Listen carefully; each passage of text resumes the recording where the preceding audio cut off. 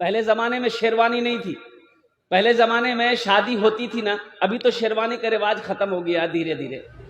पहले जमाने में शादी होती थी तो दूल्हा जो बारात जाता था वो शेरवानी पहन के जाता था। वास्ते जी नहीं, शेरवानी पहन के जाता था। अब एक नौजवान लड़का था, गरीब लड़का था, अब शेरवानी है नहीं, शेरवानी सिलाने के लिए कम से कम 5,000 रुपए चाहिए। अब उसके पास पैसे नहीं है तो शादी कैसे करेगा? तो उसका एक दोस्त था, वो अपने दोस्त से बोला कि दोस्त हम बड़ा परेशान हैं। बोला कने कने परेशान है? बोला कि दोस्त मेरी शादी होने वाली है, इत्तफाक की बात है कि मेरे पास शेरवानी नहीं है और शेरवानी सिलाने का पैसा भी नहीं है, तो लगता है कि मेरी शादी नहीं होगी क्या? अल्लाह तो चिंता कने करिए, हमारे पास दीदी शेरवानी था, एक आप पहन लीजिएगा, हम पहन लेंगे। बड़ा खुश हुआ। जिस दिन बारात जाने वाली थी वो दोस्त उसका शेरवानी लेके आया, एक अपने दोस्त को पहनाया, एक शेरवानी अपने भी पहन लिया, दोस्त को भी पगड़ी बांध दिया, अपने भी पगड़ी बांध लिया। बारात चली गई। अब बारात जब वहां पर पहुंची, लड़की वाले के यहाँ बैठने के लिए ऐसे स्टेज बनाया था। अब ये दोस्त और ये दूल्हा दोनों एक ही जगह बैठा, तो कुछ लोग आए मिलने के लिए कि चलो दूल्हा के देखिए, दूल्हा के हमको जी। तो स्टेज के पास आया ना, तो देखा रे बा, दो शेरवानी, दो पगड़ी। तो मेहमान लोग घबराया कि भाई इसमें से दूल्हा कौन है? तो पूछा गया दूल्हा के जियो? तो उसका दोस्त बोला कि नहीं, दूल्हा तो यही है, लेकिन ये जो शेरवानी पहना है वो मेरी शेरवानी है। अब मेहमान तो चला गया, मेहमान देख के चला गया। तब ये दोस्त बोला कि भाई तुम मेरी बेइज्जती करवा रहे हो। बोला क्या हुआ? बोला रे दूल्हा के बारे में पूछा था, तुम शेरवानी को कहे बोले कि मेरी शेरवानी है, हमारी बेइज्जती हुई कि नहीं हुई? बोला दोस्त मुंह से निकल गया था। अच्छा चिंता मत करो, अब भूल किससे नहीं होती है। फिर कुछ देर के बाद कुछ लोग आए, मुखिया सरपंच पार्षद लोग आए शादी में। सोचा चलो दूल्हा को देख लेते हैं। स्टेज पर आए तो देखा कि दो शेरवानी वाला दूल्हा है, दो पगड़ी वाला दूल्हा है। तो इसमें से एक आदमी पूछ लिया, अरे भाई दूल्हा कौन हो, तुम हो कि तुम हो? तो उसका दोस्त बोला कि नहीं, दूल्हा यही है, लेकिन ये जो शेरवानी पहना ये मेरी नहीं है। फिर शेरवानी को लेके आया बीच में जी। इसका दोस्त बोला कि हम शादी नहीं करेंगे, तुम शेरवानी को छोड़ोगे नहीं, खोल के दे दे तुमको हम। अरे नहीं दोस्त, भूल हो गई। कुछ देर के बाद फिर कुछ लोग आए। अब आए तो भाई देखा कि दो शेरवानी, दो पगड़ी। तो पूछा कि भाई दूल्हा इसमें से कौन हो, तुम हो कि तुम हो? इसका दोस्त बोला कि नहीं, दूल्हा याद ही, लेकिन शेरवानी के बारे में हमें कुछ नहीं बोलो। इसका दोस्त बोला कि भाई समझ में बात नहीं आ रही है, ये आदमी है कि घनचक्कर है? अरे भाई शादी करने दोगे कि शेरवानी खोल के दे? फिर कुछ देर के बाद कुछ मेहमान आए, दूल्हा देखने का शौक हुआ, वो स्टेज के करीब आया, पूछा, देखा दो दूल्हा है, दो पगड़ी है, दो शेरवानी पहन के बैठा हुआ है। उसमें से एक आदमी पूछ लिया, ए बाबू दूल्हा के जाओ। तो उसका दोस्त को बर्दाश्त नहीं हुआ, वो बोले नहीं, दूल्हा यही है, ये मेरा दोस्त दूल्हा यही है, लेकिन ये शेरवानी ना उसकी है ना मेरी है। उसका दूल्हा शेरवानी खोला वहीं पर, बोला दोस्त शादी निकाह मैंने करवा। मेरे भाइयों, मेरे दोस्तों, मेरे नौजवानों, मेरे बच्चों, ये देखिए, ये असली जलसा सुनने वाला तो अभी आ रहा। बैठ जाओ बेटा, वहीं बैठ जाओ। ये सब हमारा नौजवान है, अल्लाह इन लोगों की उम्र में बरकत अता फरमा दे, आमीन बोले अल्हम्दुलिल्लाह। एक बात याद रखिएगा, वो कहानी सुने, वो कहानी आप लोगों ने सुना है कि नहीं सुना है? अंधेर नगरी चौपट राजा, टकासेर सोना टकासेर खाजा। सुने हैं? नहीं सुने हैं? हाँ।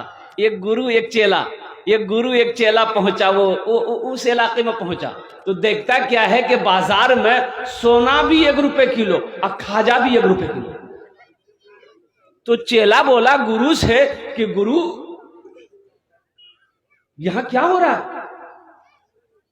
इतना सस्ता खाना, इतनी सस्ती मिठाई मिल रही है गुरु, सोना भी 1 रुपए किलो, मिठाई भी 1 रुपए किलो। तो उसका गुरु बोला कि यहाँ का हालात ठीक नहीं है, जल्दी भागो यहाँ से। तो चेला बोला कि नहीं भागेंगे, यही तो मौका मिला, हम बहुत पतला दुबला हो गए, खूब खाएंगे, खूब बदन बनाएंगे, अब जाइए। गुरु बोला कि बेटा सोच लो। बोला हम उसको चिल्लाते जा। गुरु चला गया, चेला खूब खाया, 1 महीना रहा, ये फूल के मोटा हो गया। अब वहां का जो राजा था, बादशाह था, अब एक आदमी रात में चोरी किया, चोर पकड़ा नहीं गया। राजा फांसी का फंदा बनाया कि मैंने ये फांसी का फंदा बनाया है, पकड़ के आदमी को लेते आओ, जिसके गले में ये फांसी का फंदा अड़ जाएगा उसको फांसी पे चढ़ा देगा, समझ लो वही चोर है। अब जिसको जिसको लाता था, तो कोई पतला है, कोई दुबला है, कोई कैसा है, अब किसी के गले में सेटे नहीं होता था। इसको भी देख लिया सिपाही लोग, बोला इसी के गले में सेट होगा, पकड़ो इसको। खेल के लीजिए 1 महीना ही पकड़ के लाया इसको, इसके गले में फांसी का फंदा फंसा, सेट कर गया। बोला यही चोर है। अब ये रोने लगा कि भाई अच्छा बुरा फंसे, मेरे गुरु तो सही कहा था कि मेरा चेला यहाँ के हालात ठीक नहीं है, कुर्बान जाइए। आखिरी ख्वाहिश पूछा गया कि तेरा वक्त अब आखिरी आ गया है, मौत का वक्त करीब है, तुम्हारी कोई आखिरी हिज्जा है, आखिरी ख्वाहिश है? तो बोला कि हाँ, मेरी आखिरी ख्वाहिश यही है कि वो मेरा एक गुरु है, बस मेरे गुरु को बुला दीजिए, कुछ बात उनसे करनी है। तो राजा ने सिपाही को भेजा, ढूंढो इसका गुरु कहाँ है। गुरु को पकड़ के ले आया। तो गुरु के कान में चेला ने कहा कि गुरु बचा लो, हमको बचा लीजिए। तो गुरु ने कहा, हमने तुमको पहले ही ने कहा था कि यहाँ का हालात ठीक नहीं है, अंधेर नगरी, चौपट राजा, टका सिर सोना, टका सिर खाजा। तुम समझे नहीं, तुम समझे नहीं। तो ठीक है, चिंता ना करो। गुरु ने कहा चिंता ना करो, हम तुम्हें बचा लेंगे, हम तुम्हें बचा लेंगे, चिंता ना करो। तो गुरु ने कहा बादशाह से, हुजूर ऐसा किया जाए, ये फांसी का फंदा मेरे चेले को ना पहनाया जाए, ये फांसी का फंदा मेरे गले में पहनाइए, हम मरना चाहते हैं। तो बादशाह ने कहा कि काहे, आप काहे मरना चाहते हैं? तो गुरु बोला कि मैंने पत्री देख लिया है, जंतरी देख लिया है, किताब देख लिया है, आज के दिन जो मरेगा वो डायरेक्ट जन्नत में जाएगा, इसलिए हम जन्नत में जाना चाहते हैं। तो बादशाह बोला, अरे वाह, ये तो गुरु बड़ा चालाक है, ये कहे जन्नत में जाएगा, हम ही कहे चले जाएंगे जन्नत में। अब ये राजा जन्नत में गया कि नहीं गया, मैं लास्ट में सुनाने की कोशिश करूंगा। मौजूद सामीन किराम, बहुत तेजी के साथ मसरूफियत का वक्त है, एक जलसे में और शिरकत करनी है। अल्लाह पाक की बारगाह में, इसलिए मैं जल्दी खड़ा हुआ हूँ, अल्लाह पाक की बारगाह में दुआ करता हूँ, मौला मेरे बोलने को, आपके सुनने को अपनी बारगाह में कबूल अता फरमा ले, आमीन। पर दुआया कलमात के एक शेर आपकी समातों के हवाले कर रहा हूँ, जरा हाथ उठाकर एक मरतबा सुभान अल्लाह पढ़ देंगे। तेरी बारगाह में खुदा ये दुआ मेरी कबूल हो, आमीन। अरे बोलो ना, वहां तक बोलिए सुभान अल्लाह, सुन ला। अच्छा, कहाँ सुभान अल्लाह बोलना जी, कहाँ आमीन बोलना जी, पते नहीं। आमीन बोलबे रे, की बोलबे, बोला आमीन। अब ऐसी वैसी तो दुआ होगी नहीं। एक आदमी चौक पर दुकान खोल लिया और शाम को मोहल्ले में बोला कि भैया हमारे घर में दुआ चाहिए, तुरासी सबको आवा। अब लोग सब पहुंच गए कि भाई कहे दुआ की मजलिस लगाया है। तो सब लोग जब आ गया तो बोला कि भैया ए चौकों पर हम एक दुकान खोलना से, यह लगा दुआ कर मजलिस रखी ली, दुआ कर दी ताकि हमारे दुकान में बरकत है। तो किसी ने पूछा कि मौली साहब बोला मौली साहब काम नहीं जी, दुआ हम मैं कर वो तुरास नहीं, खाली आमीन बोली हम।